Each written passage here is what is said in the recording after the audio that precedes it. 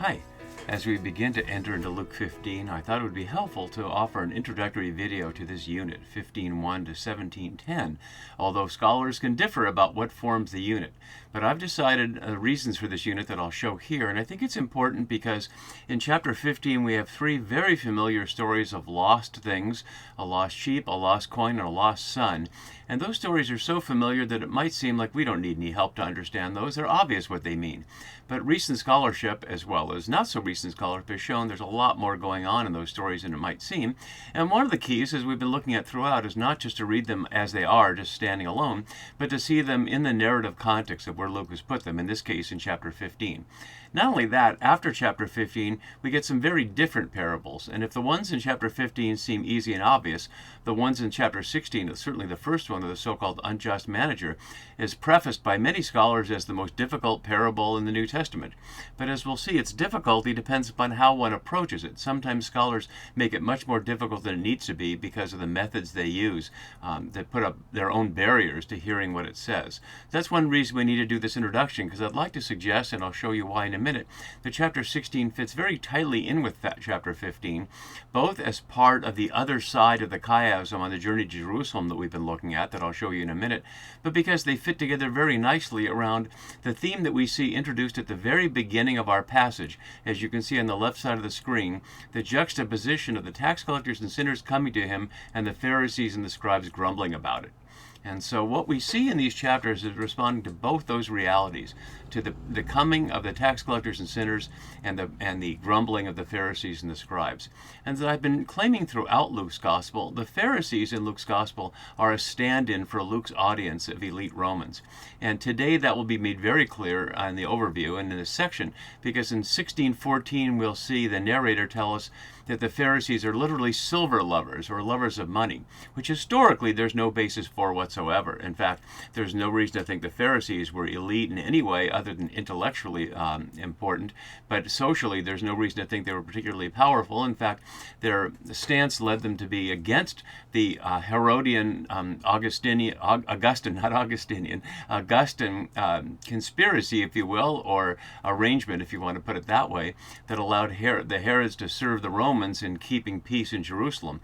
And the Pharisees had mixed feelings about the Jerusalem temple, as we've seen, and that's one of the reasons why they were separated from the Sadducees, and that comes out later in Acts, when Paul sends the wedge between them, claiming to be a Pharisee on behalf of resurrection over against the Sadducees.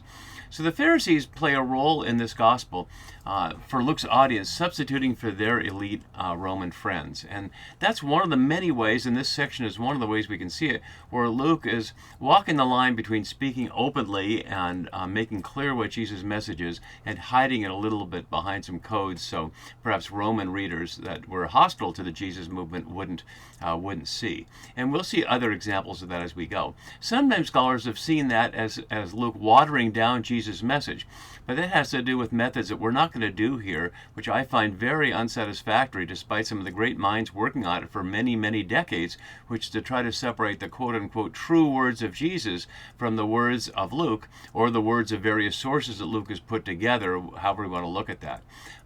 We've looked throughout Luke at what Luke has in common with Mark, and what he has in common with Matthew, and what he has uniquely his. And we're going to look at that some more, although almost everything in this section is uniquely Luke's. So it gives us a pretty good perspective on seeing just what Luke thinks about Jesus and discipleship, apart from what he's inherited. But throughout, I'm of the view that we see from the very first verses that whoever Luke is, as the writer here, is intelligent and thoughtful and creative, and has constructed this text exactly the way he intends it to be. So if there's a section that seems difficult, it just means we have to work harder to figure it out. And often that means to put aside some of our own presuppositions about what morality is and what good or bad is, or how things work in economics, and enter as deeply as we can into the world of the first century, both the world of the Roman world and the world of the Jerusalem world. And in the chart you have up on the right side, we see where we were were in these last couple of chapters in 13 and 14, where Luke had a sequence in chapter 13 that focused on the Israelites and the rule of Jerusalem, ending with the lament over Jerusalem and the house abandoned at the very center of the journey to Jerusalem chiasm, that we'll look at in just a second, and then a focus on elite Romans and the role of social status. And it ends with the call for salt, that the disciples provide fertility, and a call for anyone with ears to hear to listen. And the very next verse we hear that those who come to listen are tax collectors and sinners. So certainly there's a continuity here between chapter 14 and what we see here. And as we go, we'll also see the continuity between what we saw in chapter 14 around the Great Supper and including the poor at banquets. And so we'll get to that more as we go. So let's look first at some of the recent approaches. And one of the things that's both exciting and challenging about entering these chapters is the enormous amount of scholarship that's come out in recent decades.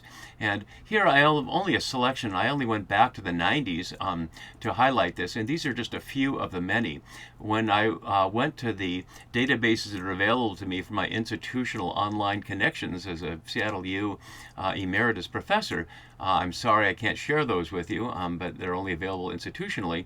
I found over 100 articles in English since the 1990s on Luke 16. I read 48 of those, and I've summarized a handful of them here.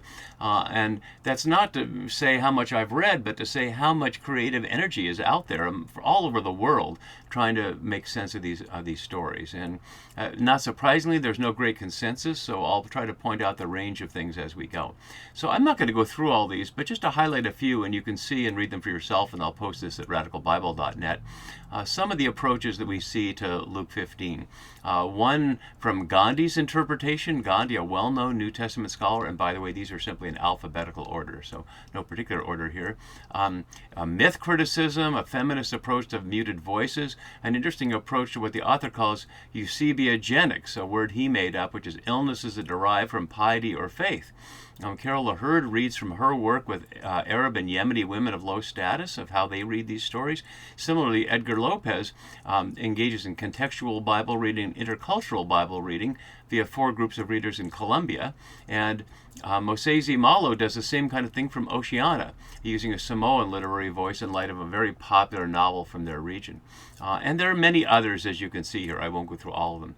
Similarly, on chapter 16, and there aren't as many unusual ones here. There are many articles, but most of them are engaging the usual kinds of methodologies and just putting emphasis on one element of the story versus another. So it's not a particular thing to highlight here. But here you can see some. So from Adewale, who's been doing a lot of this kind of work, reading from a Yoruba peoples in Nigeria perspective. Matthew Bates has an interesting piece on 16:16 to 18, his coded takedown of Herod Antipas, and I think that's really interesting, and that underscores the point I was just making about Luke hiding some things, behind symbols. Richard Bauckham has parallels between the story of the rich man and Lazarus and Greco-Roman stories of post-death reversals and visits to the living. Marianne Beavis sees the story of the unjust manager as a picaresque comedy based on parallels in the life of Aesop and the incredibly popular Greek comedian Plautus, who had over 100 published comedies. Kabi Ching reads from the perspective of the marginalized in Taiwan and a similar marginalized Taiwanese people in the Bay Area of California. Ed Christian reads the image of Abraham's bosom as a region of Sheol, as not heaven, but as a region of Sheol. That's interesting. Michael Gilmore, going to the Greeks like Marianne Beavis, sees the story here as parallel to Homer's Odyssey, Book 11, in terms of the rich man and Lazarus. Marcus Jerkins, writing as an African American, reads the story of the unjust manager in the context of antebellum slave resistance. And then you can see others similarly down here. So many approaches, and I'll try to point those out and incorporate those into my own as we go. One of the things I didn't see a lot of scholars do, and I really want to highlight this, is incorporate the larger narrative context. One of the things about authors writing articles for scholarly journals is the limited amount of space they have, 10, 20, 30 pages, maybe 40 at most, means they focus specifically on their situation and often have to review scholarship to show where they are and do methodological things and all that kind of stuff. And what they often don't do is make the connections with the wider context of Luke's gospel.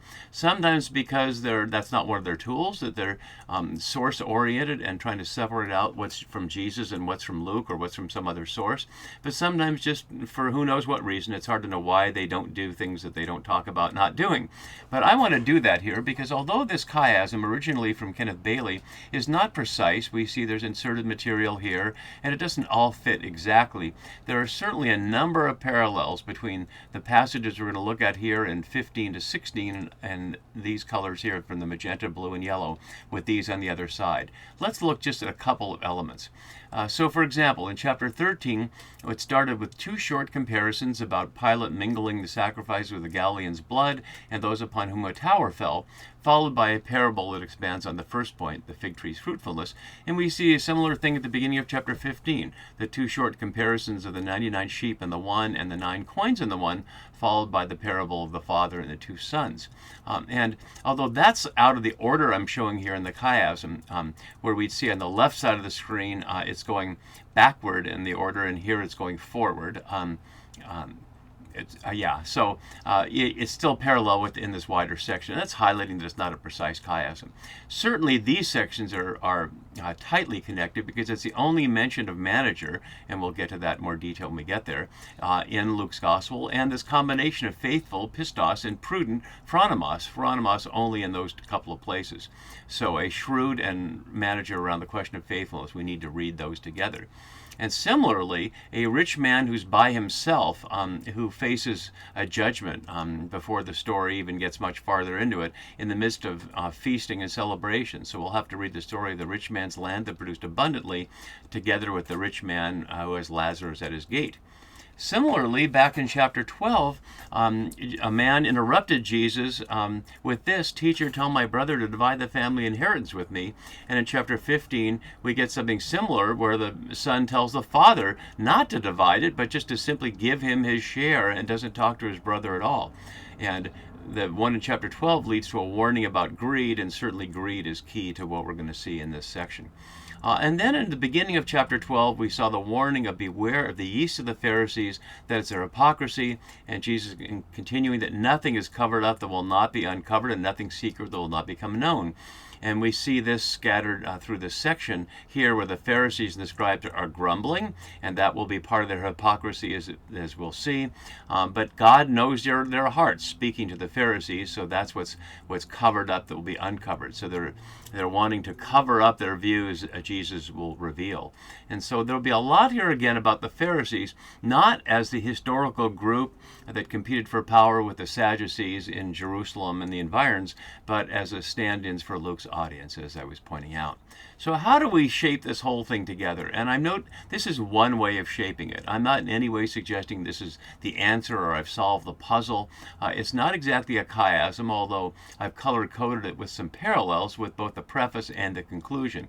But I want to highlight that this way of shaping it links chapter 15 and 16 together. So let's just walk through that real briefly. So as I was noting, this preface, it juxtaposes the tax collectors and sinners and the Pharisees and scribes.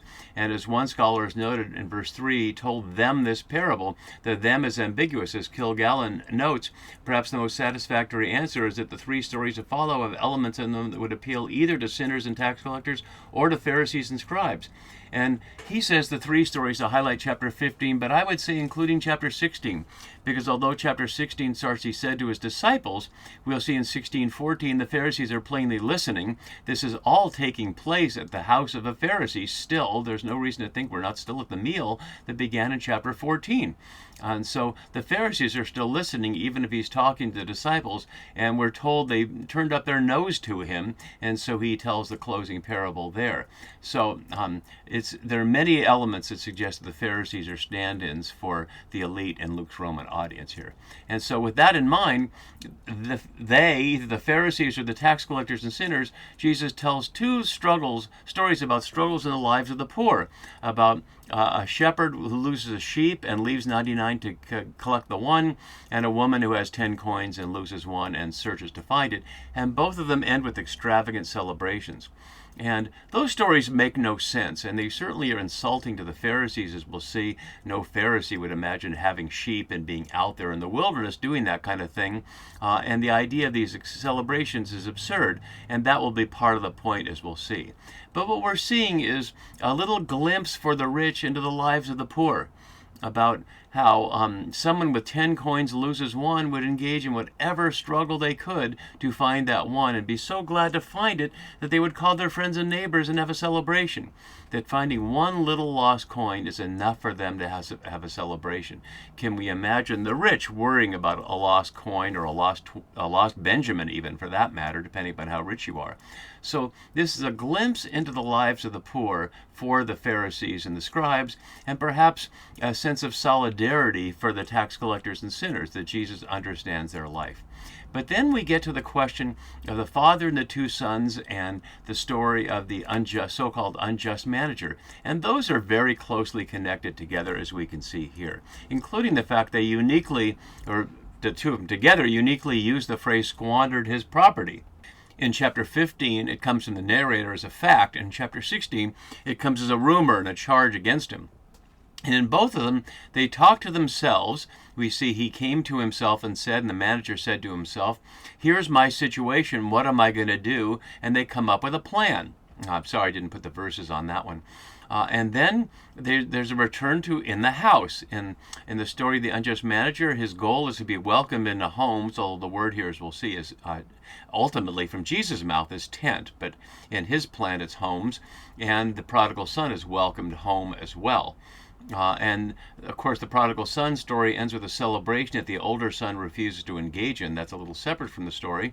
And the parable here ends with the master commending the manager. In other words, both the father and the master are happy with the result of what began with the squandering of property and the coming up with a new plan, and they accept the new plan and commend that.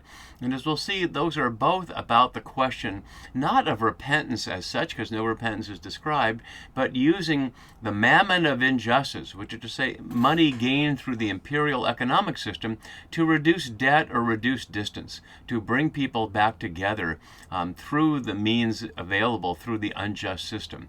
And we'll see how that plays out as we go. Another aspect of what we'll see throughout is how in the rich man and Lazarus story, here I have in black the story in 16:19 to 31, and I have in red other parts of Luke's gospel put as if they're responses to it. And one of the points I'm making here is that both the rich man in the story and readers at this point should know everything they need to know. And so this rich man, who will find himself buried and across the chasm in flames and in great thirst away from Lazarus, who's in the bosom of Abraham, and the chasm that separates them, is begging exactly like what the man, the dishonest manager, or the unjust manager, said he wasn't strong enough to do, to dig or to beg. And now he finds himself begging, but his begging is refused because he already knows everything he needs to know, not because of Jesus, who's never mentioned in the story, but because of Moses and the prophets. And so what we're seeing here is not just that what the rich and the audience need to know is known because of Jesus, that if they were familiar, as Luke has become, with the Septuagint, if they knew the scriptures of Israel that Jesus has come to fulfill, not to replace but to fulfill, they would know how to live, whether they are a Jew or a Roman. And so the story ends in the shaping with a call for forgiveness. And although it's interesting that comes after a scene where it's too late for forgiveness, in this world, in this life, there's a need for endless forgiveness within the community of people who've committed.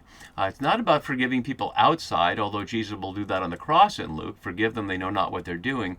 But here, the question is forgiving a brother or sister, somebody within the family, because it's going to happen. The temptation to slide back into what I call the religion of empire, or the way of Caesar, or the way of the hierarchical structure that Jesus is coming against, will be endless. And so forgiveness needs to be just as endless.